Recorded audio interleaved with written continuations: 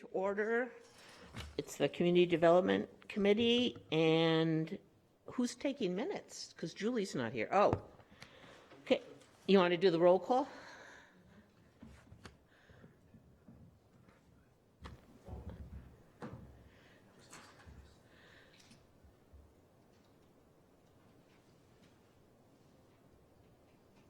Okay.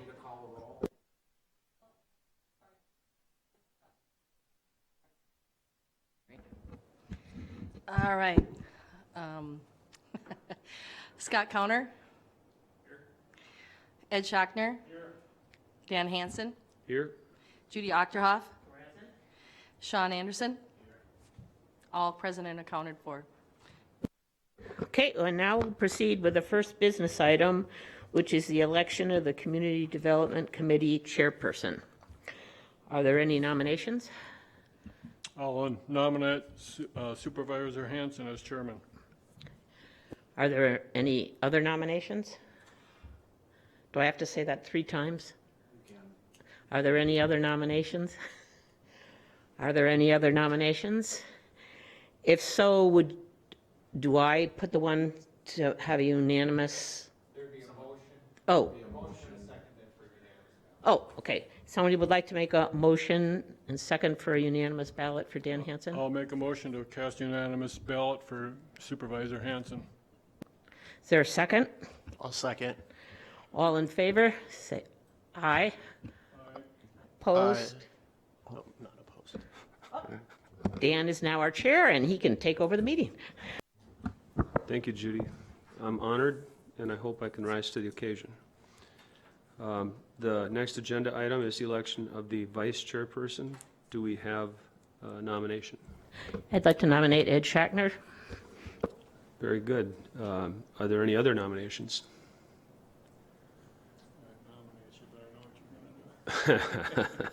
Any other? Do we have another nomination? Entertain a motion for unanimous consent. I'll make a motion for unanimous consent. Is there a second? I'll Need a second. Okay. Do we have a vote? All in favor, say aye. Aye. Any opposed? We have unanimously elected Ed Schachner as the vice chair of Community Development Committee. Thank you very much. Welcome aboard, everybody.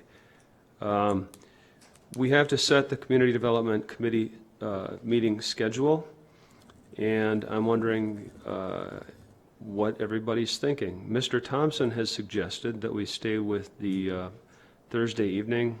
That's the third Thursday, right? At 5 p.m. And I'm wondering what are people's thoughts? Let's just have a discussion about this. Well, mine is it's fine with the older members, I assume, and so it would be up to the new members, and it's fine if you need to change it. So be honest and say what you think or feel about that. Well, in the past, I think we decided on the 5 o'clock hour because of staff, if I remember right.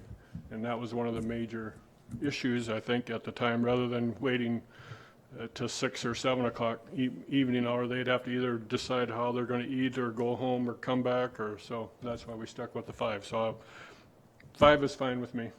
Right. So for a little bit of perspective, the discussion is, do we have it during the day, which is better for staff and saves a little bit of money for the county? Or do we have it later in the evening, which makes it easier for the public to come and participate in the conversation? And we tried it for a couple of years. I've been on the board for 6 years. We tried to have it at 6 o'clock for 2 years, I believe. And it didn't seem to help bring more people come. If there's an issue that somebody wants to talk about, they come to the meeting.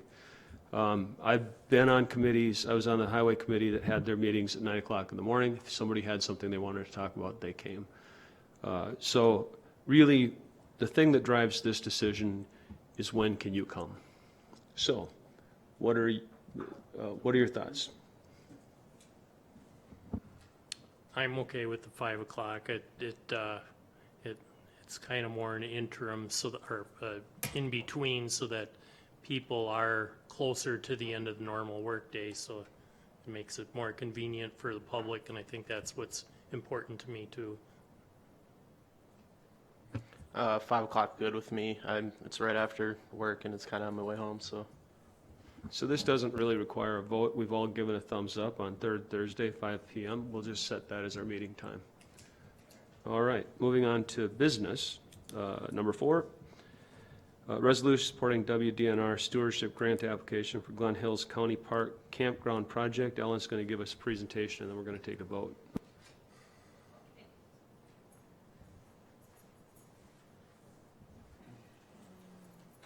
you have the mouse? Yeah. Can you just slide? You can, either way. Okay, so May 1st, this coming Friday, is the due date for a grant application for a stewardship grant. And John Hilgers, our senior planner, is here with us today. He's been writing the grant application. This project is out of our county outdoor rec plan. It's something that's been identified in the capital improvement plan, and it's a project that is part of a series of projects to improve and upgrade Glen Hills County Park, which is our oldest county park and has the most aging infrastructure. As some of the board members know, we've been making a few improvements in recent years, some great ones, but there are some more long-term things that we have identified in a master plan that we think would really increase revenues and also be very popular. The most popular activity at this park is camping and fishing. And there is also a small adjacent golf course, which is popular up to a limited extent because it's only a 9-hole golf course. So it doesn't get played a lot in terms of multiple times because of its size. The project is to move our existing group campground and modernize it. Our existing group campground does get a tent use, but it's not the kind of use that a lot of groups are looking for. Youth groups, family groups, and we get almost no business groups. We do know from working with Willow River State Park that there's a different way. Our proposed design, maybe I should borrow the mouse, it lays it out more similarly to what Willow River State Park and other parks in the metro area do. The idea behind that is if we lay it out differently, and I don't know where it is, so I have to go back and forth here. It will get more use, it will be more popular, and it should be more amenable to multiple types of groups. Right now, we don't get multiple groups because of the existing layout and location. The group camp is not in this area. The existing group camp is actually over in this area here, and we're proposing to move it kind of across the road. One of the big reason for moving it across, there's twofold reasons to move it across the road. The big one is that this area is very nicely laid out and would really support a whole new campground. And that's in our master plan also, and it's a future goal of ours. A whole new it's already being used more heavily by individual campers than it is by group campers, because we opened it up a few years back to try to get more use at the park to individual campsites, in addition to if a group camp wasn't scheduled by 2 weeks beforehand, then we moved, because usually those need more than 2 weeks to be organized, then we moved it open to individual camping, and it's been super popular. So moving it over here would make this area be better utilized. It would provide more amenities. The new layout would provide a much better usage. Right now, what you have when you have a group camp is you have people who want a combination of RVs, tents, pop-ups, different kinds of sites. You don't have everybody who's exactly the same, in a family or in a group. This layout would accommodate all those different types better. It would provide individual facilities rather than common campfire, common things like that, and so we would get more groups. And it would also, generally be more popular because it would have a little more privacy, and we think it would have better access. Support facilities would be common to both. So then the next thing we would look at doing is having support facilities kind of right in between, like a restroom area, and then from there you'd also start to redevelop this. A thing that we have had repeated demand for at the county is bigger parking spaces for RVs. Our current campground, which is down here, it's very secluded, it's very, very popular because you can't even tell there's camping in there, and it's very popular with people, has that wonderful classic campground approach, but they're old sites. This park was designed back in the 1960s, and we have done what we can to improve the size of the sites, but it's limited. This is very steep, it's a little peninsula, it isn't amenable to making them big. People are buying bigger and bigger and bigger RVs, and they would come and pay more if they could have their big RVs at our campground. So what the goal is here is to make this a campsite, and we have the design and all the prep work, not the prep work, but all the background work we possibly could do done in our master plan to turn this into a campground that would accommodate those big RVs and be utilized differently, and I think very, very lucrative. So that's kind of the overall picture of why this project is proposed. We're looking to get a 50% matching grant from Stewardship. Stewardship's policy is that additional supporting materials can be turned in after the actual grant application is up to June 1st.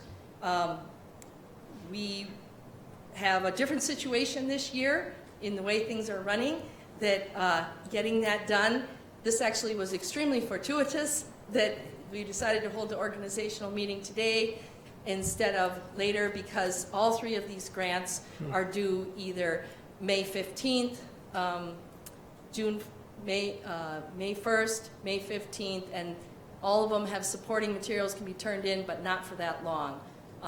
So every one of them, the supporting materials needed to be in up to June 1st. So this is just really a great opportunity for you guys to support these grants, get them to county board at that May county board meeting, and see where we go. So, questions? Dan? What are you going to do with the old campground? Are we going to turn it into tent camping or renovate it? This right here? Right. Right now, it's already set up to be individual camping with what we call non-electrical sites for RVs and tents, and we'll continue to do that until at some point when the county will start working on plans in the capital improvement plan, and for county board members to evaluate and consider, but eventually we'd like to turn it into a big RV park, or RV camping for really big RVs. But in the meantime, it won't sit empty. Like I said, it's already being used for RVs. No, I'm afraid that what I meant was the area in the peninsula where we're camping, where the campground is now, the current campground. What will happen to that? It'll still continue to be, we want to double the size of camping at Glen Hills. There's capacity out there, not get rid of this. That will still be a campground. Okay. Yeah. Okay, good.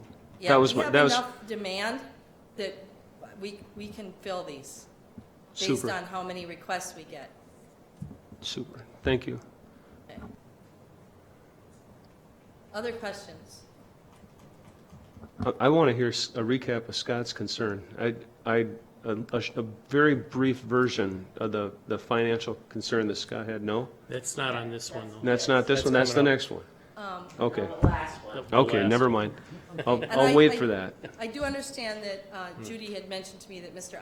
Anderson had a question about cost effectiveness, and I have some additional materials. No. I won't go through this, but I will just say that there's only a few. Most of them have seen this.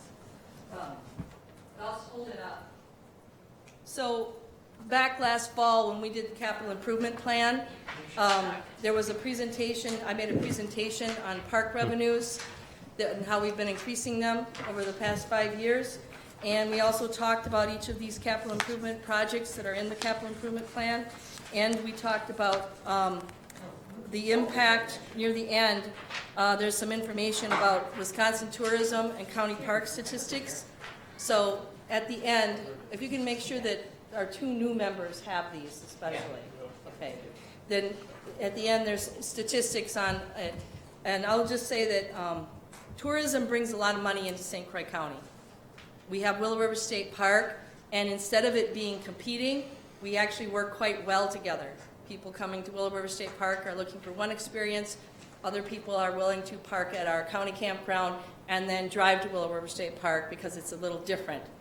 different numbers of people, different types of opportunity. So they work well together. And we have a lot of tourism that goes on here from other things. People want to come here and find a place to stay and use the St. Croix River. It's a huge tourism draw. So, and now we will have the Loop Trail, and that will be another draw. And so without having real specific numbers, and it's not the kind of thing we normally do when it comes to a county campground, we don't create business plans and payback schedules for most things, but we do our research and say we don't want to build something that won't get used. And we feel very strongly that this will get used. And as you can see, I think the most important thing is on that front page, we've been aggressively pursuing ways to make sure that we get more visitors at our county parks. This example of opening up a group area that was only used 35% and now is used closer to 85% is a good example of how we're doing everything we can to get our parks out there, the word out there. We promote them much more heavily than we used to before, I'll just generally say before I took over as director, and we get people to the parks. And it's showing in our numbers. And there's also a direct correlation between the improvements we've been making, painting, cleaning up, building a new restroom shower building. This year we're finally, weather permitting, going to get a brand new shelter building in. All those things have been directly, in our opinion as professionals, correlating to greater use. So I think with that, we got to keep on a tight time frame. We only have till 4. So any other questions? And I'd be happy to take it offline at any point and answer more questions at another time frame before the county board meeting. No, I just appreciate seeing the revenue increases.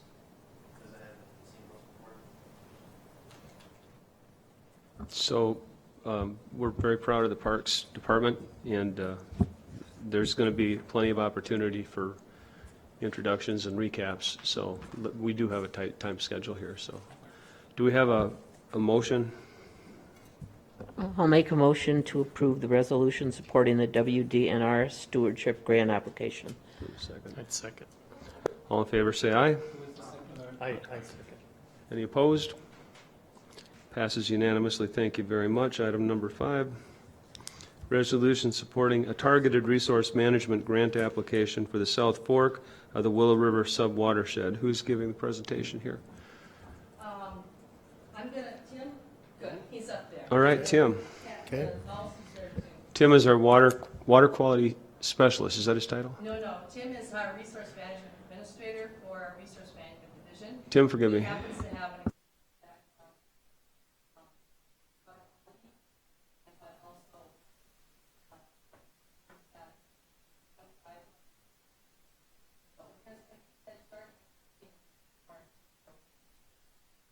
Okay. So you've got the explanation. There's several grant programs that are come available in the springtime. I think we've benefited from the month delay that they had because I don't know if we would have got it done. We were being asked to target areas that'll do the most good.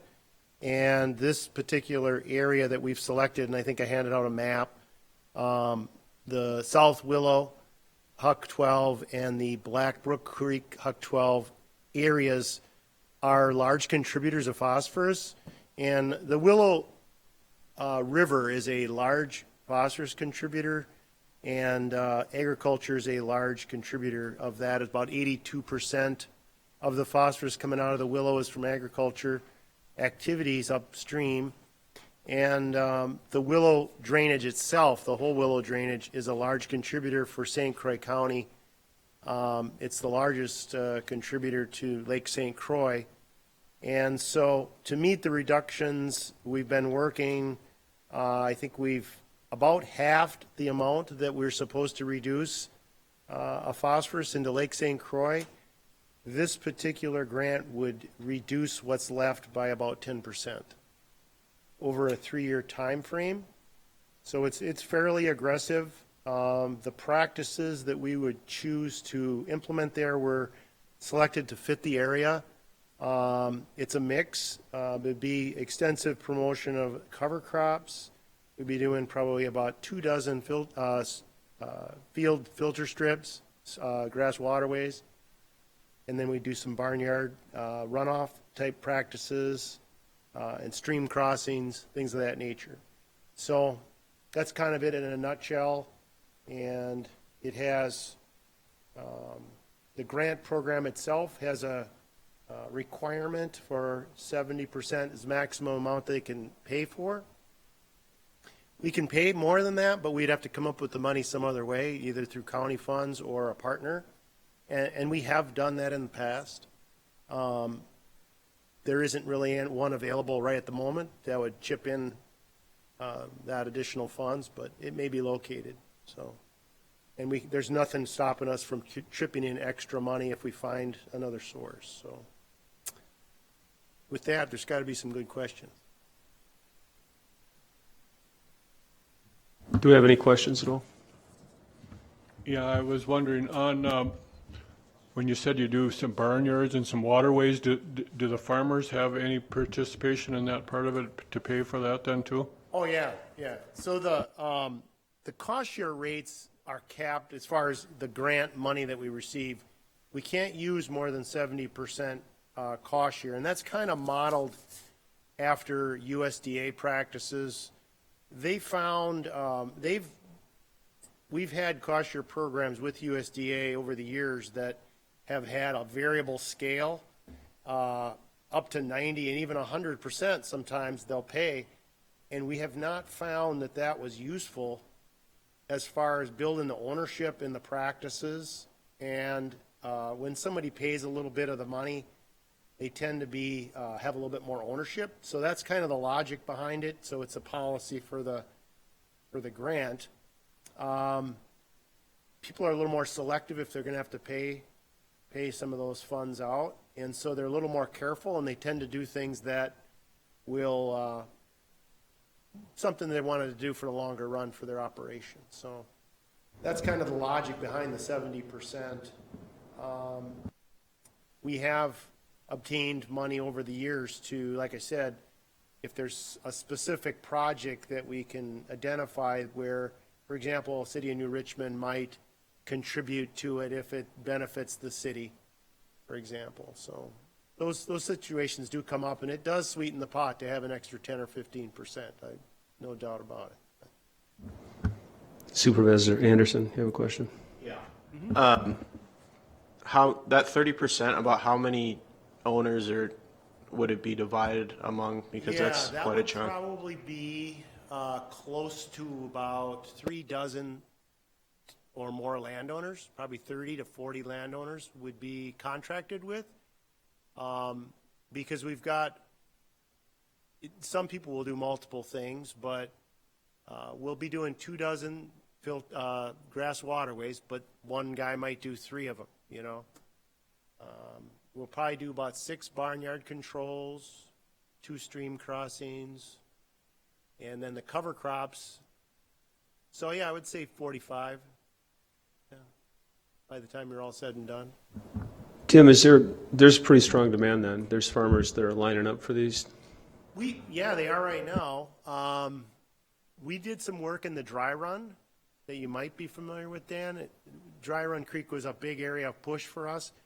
And when we write this grant, we can't write for additional grants in that particular area. So that's why we want to make sure we had enough push to provide for the need. Otherwise, you go out there and do all this promotion, and all you've got is $2, you know. It's like, why are these guys doing all this work? So we'll fully intend to focus on this area to try to get the reductions.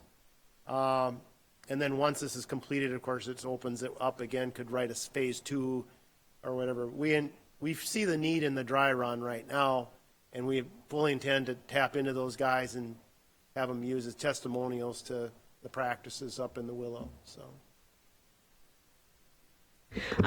Just so I understand it, the 30%, that is only 30% of the cost of their share of what they do on their land. It's Yes. not 30% of the whole amount Oh, no. that has to be, okay, just making no. sure I understood that. Okay. No, one guy comes in, wants to do something. We go out, do a little design work, and come up with a rate. And then they actually go out and bid and get bids and do the whole 9 yards, pay for the project, submit it, we check it to make sure it's done to specification. We submit it to through our administration, and it's paid. So to clarify, these are something that the farmers apply for, and then we just help them pay Correct. for it? Okay. Correct. And it's all voluntary. And what they've been doing is reaching out and trying to find out how much interest there is. And I can honestly say that Jim's changed the total number of the grant 3 times that he's at least told me about, because he keeps, okay, we got more interest in this, but with different, in each project, we have a ballpark number, like a cover crop versus a grass waterway versus something else, a barnyard treatment. Each of those we know approximately, it's going to cost between X and Y. So we want enough money, but at the same time, we don't want to put in 7 barnyards when we only have interest in 2. And we could get another barnyard, because I guarantee you there'll be some people who'll say, change my mind, I'm not doing it. Or I've changed my mind, I want to do 4 things instead of 3. It happens all the time, but that's normal operating procedure. What we have to be super careful of is to have someone who's interested in, and we have to have interest, otherwise we can't justify the size of the grant. So if that helps. Any other questions? Scott? I talked a little earlier with Ellen on some of this, but on the targeted areas where these are set, for solicitation of landowners, do you have any, approximate statistics on percentages of how many had interest in those areas? I mean, it'd be pretty much of a guess, but what we do have is people that do farm in that area, and we've done some outreach directly to them with about a month to write this thing. There wasn't enough time to do a formal outreach, but once we know we've got it, then we'll start doing press releases, presentations, and turn our folks loose up there. And I think the farmers have seen this enough times, there's no money, hey, you got to sign up quick. They're used to that with this kind of conservation, because that's what USDA has done typically, and they're right next to us in our office. So once the USDA knows that we have additional funds too, when their money is running low, they send people down our hall to visit with us. And so it's good to have a program available in that, in an area, so that as soon as they see that, they'll send those folks down to us. So, yeah. And one And this last, is over 3 years, so. okay. Yeah. One last question on it too. If, in the process, if you're doing reductions and you're also reducing any particulate reductions, is there any way to work with the city of New Richmond for, say, where the Willow also is passing through for particulate reduction quotas, so that it may help them for the future for their wastewater treatment facilities? Yeah, they're actually a supporter of the grant. They're going to submit a letter. And this will help them, because the amount coming at them will be lower, so they won't have as much of a reduction to meet the standard. What I anticipate this would work with New Richmond is, they've sent me all the materials. They're under an order to reduce their phosphorus out into the river, and they anticipate developing some form of a cost share program or something. And I'm hopeful that this work that we'll be doing will be a couple of years ahead of them, and then we'd be able to identify what really might work the best for them as far as being a streamlined program, whether they do it direct or they, pay us or provide us some cost share to implement in that area. I'd be totally open to that. So if they don't have to hire somebody in natural resources and keep track of them, because they are so hard to keep track of, right, Ellen? Yeah. That would be a big benefit to them, because anytime you're either a county or a entity and you have to hire somebody outside of your reign of what you normally do, it's just an inefficient way to do it. So I'm going to try to stay in touch with them throughout the process and let them know what we're doing. So, Thank you. yeah. Good then. Do we have a motion? I'd I'd make a motion to approve this resolution. I gotta look at what it is.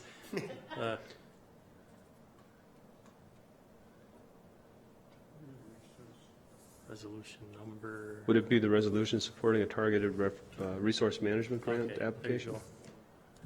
A resolution supporting a targeted resource management grant application for the South Fork of the Willow River Sub-Watershed. I'll second. Moved and seconded. All in favor, say aye. Aye. All opposed? Motion passes unanimously. Moving on to business item number 6, amendment to Resolution 21 of 2019. Ellen, take her away.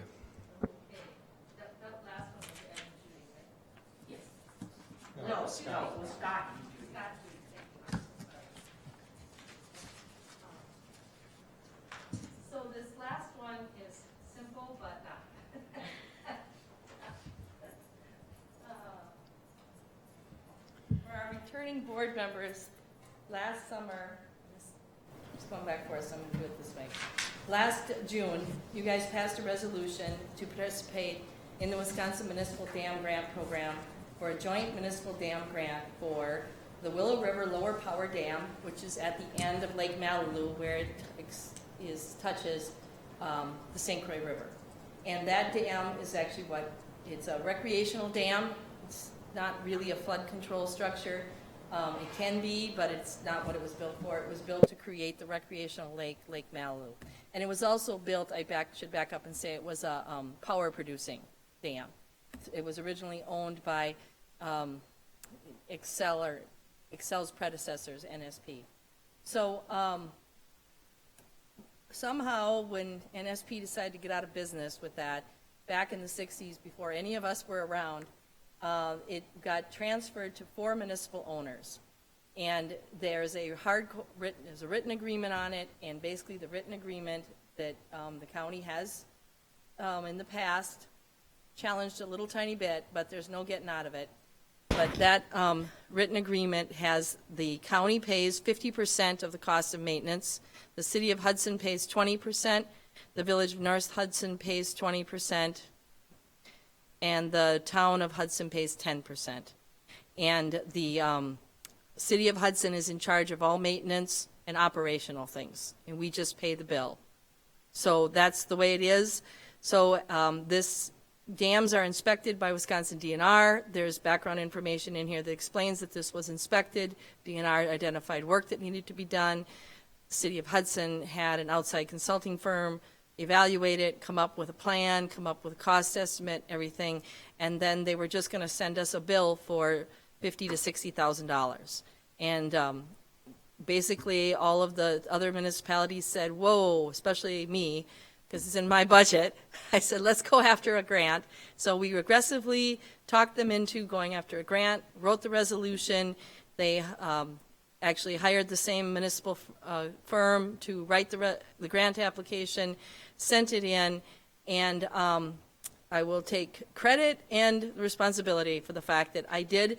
When I wrote the grant, I followed exactly what their model resolution was, except that it made logical sense to me to show that the county would only pay for its share based on our agreement. But now the DNR is saying, well, while we want to give you this grant, we won't give you this grant unless you agree to pay. All 4 municipalities have to change their resolutions to say exactly the same wording, which is we will pay a share of the eligible cost, which is equal to the total project cost minus the state share. Basically saying we'll be liable for up to 100% of the 50%, because the grant pays for 50%. So on the one hand, yes, it will probably save the county $30,000 instead of $60,000. We'll only pay $30,000, and the likelihood of us having to pay more is slim to none. But the DNR won't give us the grant unless we agree that if something happens, the other 3 municipalities all declare bankruptcy, we're willing to pay the full amount. So they're absolutely adamant that we have to change the wording to their what's formatted in the model resolution. And the city of Hudson has already done this. I don't know where the village or the town are at, but I know they've agreed to do it too. Any questions? I'm going to be the devil's advocate. Does that mean if we decided to not pay, one of the other municipalities would have to pay the full 50%? You can't decide not to pay because it's in our agreement. We can't not pay. What if What they're St. Croix saying- County declares bankruptcy? Well, I don't I think said it's- I was being the devil's advocate. The chances of it happening are minuscule to nil. But you just made the comment, and I was just gonna, because you Sure. said all four had to do the same thing. So I assume the consequences are the same for each one if something Yes. would happen to the other three. Yes. Dan, I assume Corporation Council has reviewed and approved this language. Very good. he just said he could understand it. It's a liability issue. That's, this DNR just wants to make sure there's somebody on the hook. A single entity, they don't even, I think we're almost perhaps unique in the state. Do we have a 4-party agreement? I'm not really sure. I can't say that for sure, but he said he could understand their thinking. Doesn't mean it's logical. It's just what they want. Okay, so what's the worst case scenario? We're going to only end up paying, the best case scenario is we're going to get the grant and our liability as a county is going to drop from 60,000 to 30,000. Do we have a And I motion? don't think there's any other likely outcome. Can we get a motion? Oh, we get a question? Question? Oh, I'm sorry, Scott. Got one more, just so that we're understanding this too, and I totally get, you did a great job explaining it. Well, I kept it really short. Yeah, but the one thing that we do also have to account for is that we do have the liability of that full 50% or that full liability until the project is complete. So we have to consider that for the budgetary purposes on the county side. So, Ken, would you weigh in on that? Do we need to put a budget line in to cover the entire cost of that? No, I think it would come out of the KIP, which has a fund balance for resources like that. So whether it's 60,000 or 30,000, we'll be able to cover it. The resolution is really the authorizing document that's going to say that we've committed the funds. For 30 grand, I'm willing to take the chance. Any other thoughts, questions? Can we get a motion? I'll make a motion to approve the amendment to Resolution 2019. Second. All in favor, say aye. Aye. Aye. Any opposed? Motion passes. And this is the end of our business items. Do we have any requests for our next agenda? I was just kind of curious, are we going to start doing rezonings and things like that again now, or? We had a waiver when we canceled the meeting in March. We had a waiver that was on the agenda we had to cancel. We have since then had another waiver come in, and we don't have any rezonings that I'm aware of, but there may be another item.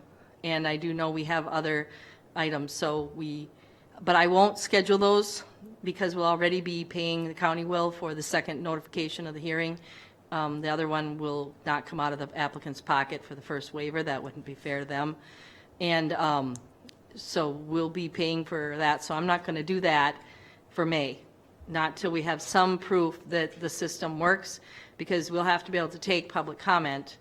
And if people want to, I assume they can't comment through Zoom or any other tool. No, they have to come in person, and so we have to ask you guys have to decide as a group, a county board, I would assume, are you willing to tell people they must come in if they want to comment in person? They can certainly send written, emails, faxes, anything like that. They always have been able to, but it will change the dynamic. And for Board of Adjustment, if you're wondering about that too, that's even more a back and forth interactive type discussion. And so I just I'm watching to see what other counties in the state are doing. So far, I'm not seeing anything. So, yeah. 2 years ago, we had, in our first meeting, not the organizational meeting, we had a discussion about goal setting, what we might like to do during the next term. It was useful. It was good conversation. We actually did accomplish, I don't remember exactly what the goals were, but they helped set a course. I know that I'd like to do the same thing. We can certainly put that on the agenda. I would also tell you that I've had a request from UW Extension and also from I would request it as for my department, that you decide how much time you want to allocate to providing an update on the scope of our department and Extension's department. Kristen Bruder would like to give an overview.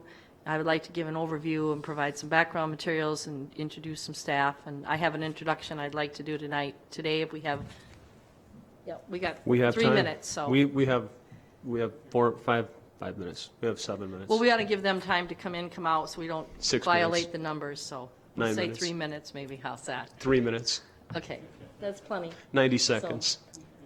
So I'd like to introduce Mr. Mike Wozniak. Mike is our new land use administrator for community development. Mike started work 2 days before he was sent home. So, and told to figure it out from home. No, I've been in regular, continuous contact, and I just asked him to come here, introduce himself, take a minute or two. For those of you who are aware, the Land Use Division is our code administration and enforcement for zoning, subdivision, sanitary systems, non-metallic mining, all of those ordinances that we administer, and it's a key position. So I could give you his background, but I'd rather let Mike talk for 2.25 minutes, and then they can ask 1 or 2 questions, and just kind of give us a summary of your resume and how it's been getting dumped into a job where you don't actually get to hardly have any time to learn it. So, thank you.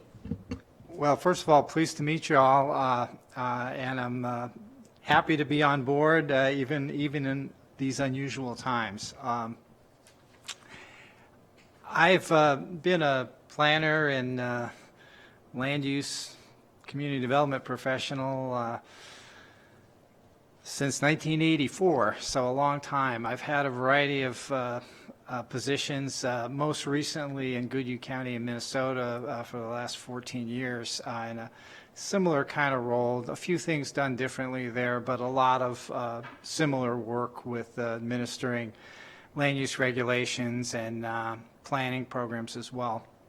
I have degrees in landscape architecture and a master's degree in regional planning, and I've worked in city government consulting, as private sector consulting, as well as county work. So a lot of what's done here is familiar to me, but I'm excited about landing in St. Croix County. It's a beautiful place. I like the landscape. I'm familiar with a lot of the kinds of issues you deal with here, a lot of water resource issues, and I have quite a bit of experience with agricultural issues as well, and a lot of residential as well on the planning and regulatory side of that also. And I'm just still getting to know the staff and the layout. I haven't had enough time actually spent in the office to feel totally comfortable, but I'm getting there. And I look forward to working with you all. And feel free to contact me if you have any questions of me or any issues that you think I can help with. You'll be seeing more of me. We'll look forward to getting to know you, Mike. Thank you for coming, and hopefully we'll see you maybe even next month. The next meeting is on May 21 at 5 p.m. Another agenda item. Would it be possible for members of community development to come at the next meeting, and if it works out so that they can, so that everybody here can see them and see a version of them and know what they do, and they each give a little 2-minute synopsis of what they do? I have 30 people in my department, so I don't think that's realistic. Oh, So wow. no. Well, I didn't realize that there were that many that were at that. I mean, I know you have a lot I guess I was thinking of the heads, but everyone is important, so, okay. Right. So We I get can the- we get the certainly. highlights. I How can- about- yeah, I will if we make could- sure that all of my division heads are here, like Mike and We Tim. need to and- wrap them up, folks. And that'll be, then we can see where you want to go from there. How's that? All right, next meeting is at 5:21 at 5 PM. We stand adjourned. Adios.